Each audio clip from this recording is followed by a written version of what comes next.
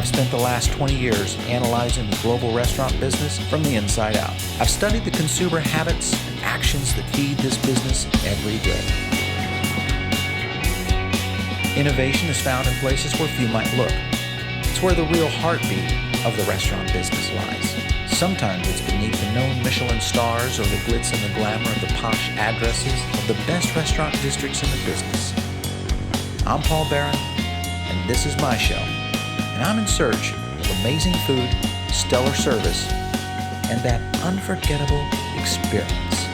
Welcome to Table 42.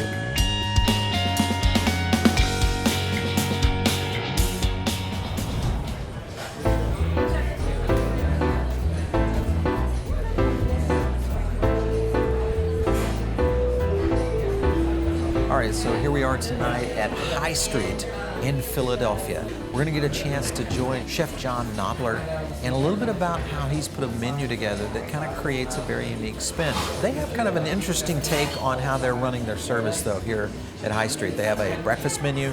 We came in for lunch today, had some great sandwiches, and then also their evening menu, which is what we'll get a chance to experience tonight. Can't wait to try out some of their evening dishes and take a look at what High Street has to offer.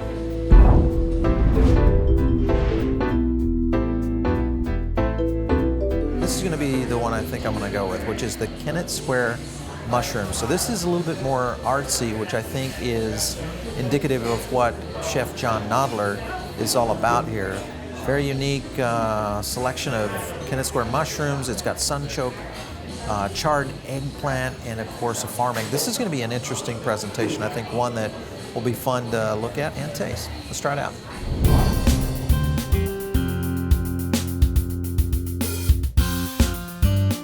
All right, so here we are at High Street in beautiful sunny Philadelphia today. Here I am with Chef Jon. Of course, thanks for letting us catch your kitchen in an array of changeovers. You guys have a morning and a lunch process, and then you go into your dinner service, which is kind of unique. Exactly, yeah. When we started, we set out to offer 3 unique meal periods. So breakfast, lunch, and dinner. Yeah. And while it has its little challenges, it's great because we're able to hit a much broader audience. Yeah, absolutely. Before we get started, I want to learn a little bit about you, kind of how your culinary journey started, what got you into the business. I started cooking. I was out of college and I was kind of debating what I was going to do next.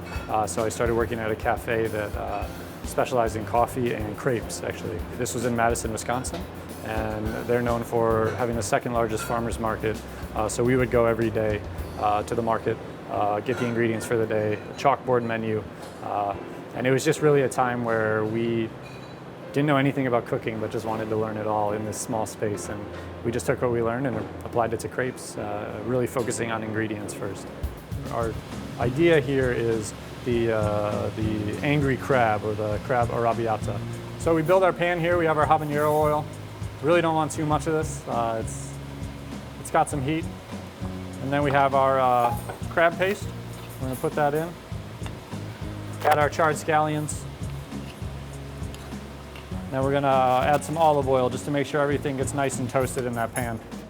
We're gonna throw this on the heat and we're gonna drop our pasta. So we just wanna make sure everything toasts out nice and evenly. Right. And take it off the heat, otherwise we get a big flare up. And add our crab stock. We'll add a touch of salt there.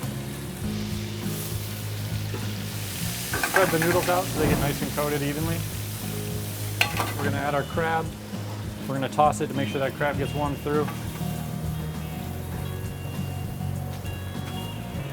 Now we're just going to finish this with fresh lemon juice. As you can see, that fresh pasta really absorbs a lot of that liquid.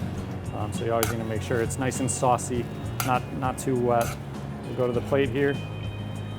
We don't do anything crazy when it comes to plating pasta. Last few steps here. Did it with the breadcrumbs. We use all of the hoagies from the daytime program to make our breadcrumbs. Yep. They're toasted out in a little brown butter with some thyme and bay leaf. Some fresh scallion over the top. Beautiful. And lastly, that bay leaf powder that is just going to kind of take it up one notch with that freshness of bay leaf.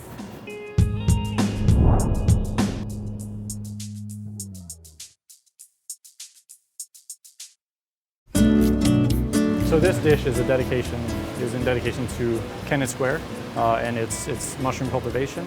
So the first thing we do with this dish is we have these maitake mushrooms. These are cultivated in Kennett Square, Okay. And we have these sunchokes. I love it. So we're going to take these ingredients and we're gonna fry them in our fryer over here.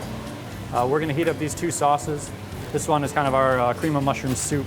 So take on a mushroom duck style. So All right. shallot, mushroom, garlic, a little bit of mushroom stock, and then here we have some roasted beach mushrooms, royal trumpet mushrooms, and some just fresh chanterelle mushrooms. We're going to heat these up with a little bit of stock, finish them with some butter. Perfect. And we're going to use this as almost a vinaigrette for the greens. All right, so once these get fried nice and crispy, what we do is we take them, we season them with a little bit of salt. Okay. And what we also season them with is porcini mushroom powder. So we take dried porcinis, we toast them, and we puree them great. In a Vitamix. We start with, this is a charred eggplant puree. Okay. So we take eggplants and we burn them pretty much as far as you can. We puree them with brown butter, a little bit of lemon juice, and a little bit of honey. Okay. So we'll put a little bit of that in the back of the bowl just to help anchor everything in. And so we start with some of the crispy elements, the sunchokes. They're going to add a nice foundation for some of the greens. And the maitakes, you can kind of make those look natural. We take bitter greens, which are going to bring a little bit of bitterness to the table. They're going to bring a nice crunch and a nice freshness. Right. We'll dress these with a little bit of olive oil and lemon juice. Here's some salt. And we're going to take the sauteed mushrooms with that mushroom stock and that butter. And like I said, we're going to use these as almost a warm vinaigrette for those greens. Just going to give this a nice stir. So I like to start with my big trumpet mushroom there. And I like to shingle it out just to make sure that's going to be seen. And from there, we'll start building some of these greens up. And the color really kind of blends well. It gives it kind of a nice pop on the dish. Yep. So this is the soil. We call this the mushroom soil. Gotcha. Black trumpets, brown butter, salt, a little bit of dried lemon zest. And we just like to kind of isolate specific mushrooms and coat them with that. Okay. So it's not covering the whole dish. We're going to take our cream of mushroom soup. We're going to just pour that into the bottom of the bowl. So it gives us just a little bit of a base right there. Yep. Take some of these charred red onions. They bring a nice smoky flavor along with that eggplant puree. They've just been charred on our flat top. Just place those around. Just to give it a little bit more depth and richness, we have these egg yolks that we take and we poach the eggs whole, and then we peel away all the white. It's going to add to the creaminess of the sauce and of the dish in general. Give it a little bit of touch. Nice. A little bit of salt on that yolk, and just go back in and make sure have some nice finishing touches. This is one of the more popular dishes on the menu. Right. It's been on the menu since we. How do you stay ahead of that when your opened. kitchen is slammed? It comes off of multiple stations, and the way that we work it, we just like everyone to jump in where needed. Yeah, So our pasta guy knows how to do this dish. Oh, okay. The grill guy knows how to do this dish. Yeah. So everybody just kind of pitches in. That's a gorgeous one. So that's our finished dish right there, Kennett Square. Beautiful.